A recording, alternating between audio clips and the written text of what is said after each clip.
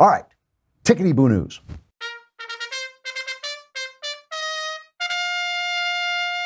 I just want to relay this from our friends at Newsbusters, the Media Research Center. An election is coming up, and it is becoming increasingly clear that many in social media are moving to silence conservative voices. We've had terrible problems with YouTube last week where they were cutting, making it so that I couldn't get monetized on my videos or even blocking my videos and using any excuse that they have to do this.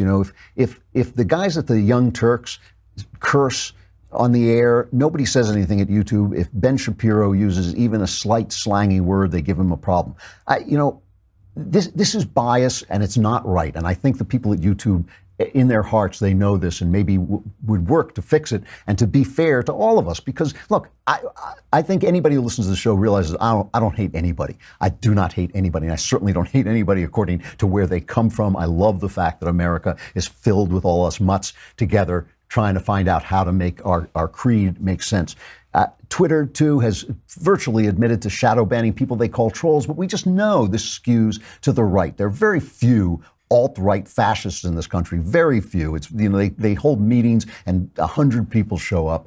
They're bad guys, but there's just not that many of them. There are plenty of people on the communist left and on the jihadist Muslim radical station who get full rights to speak their piece, while conservatives who hold individual rights in the Constitution get harassed and silenced. And this is true also on Google, where they really make it tough now to find the conservative news you want. And they put people like Snopes and PolitiFact, who are left-wing fact checkers. They put them up top whenever you Google anything that is conservative. So the Media Research Center is in response, I'm reading this off their site, in response to the continued restriction and censorship of conservatives and their organizations by tech giants Facebook, Twitter, Google, and YouTube. The Media Research Center, along with 14 leading conservative organizations, announced that the formation of a new permanent coalition, Conservatives Against Online Censorship. And you can go onto Media Research Center and you can press the link and go to Conservatives Against Online Censorship. They demand that we get transparency. We need detailed information so everyone can see if liberal groups and users are being treated the same as those on the right. They would like clarity on hate speech. Hate speech is a common concern amongst social media companies, but no two firms define it in the same way. And too often it comes to just mean conservative ideas, and especially conservative jokes, because we will make more shocking jokes, but it really depends on what you mean by them. Provide equal footing for conservatives. Top social media firms such as Google and YouTube have chosen to work with dishonest groups like the Southern Poverty Law Center. Absolutely true. It's a hate group. Mirror the First Amendment. Let the people speak. Let us all speak.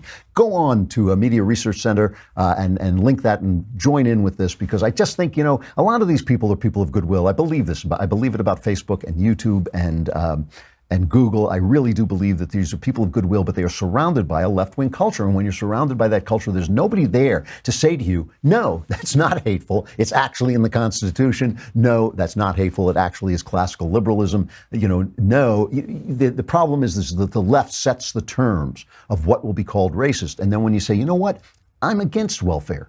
Well, that's racist. Well, who says it's racist? It has nothing to do with race. All kinds of people accept welfare. And, I'm not against it entirely, but I do think it's misused. So anyway, I just think that this is a fight worth fighting. And I think that if we don't sit back, if we start now, because the idea, of course, is to censor conservatives during the election, like the IRS did during Obama's reelection. I think if we start now, maybe we can get some fair treatment. Maybe we can, appeal to the better angels of their nature, and make sure that this election, we all get a chance to speak. Tomorrow, speaking of that, we have an expert on free speech on tomorrow. Do you remember her name? Nadine Strawson. Nadine Strawson. She just gave a great interview on free speech. You don't want to miss it. I'm Andrew Klavan. This is The Andrew Klavan Show. We'll see you tomorrow.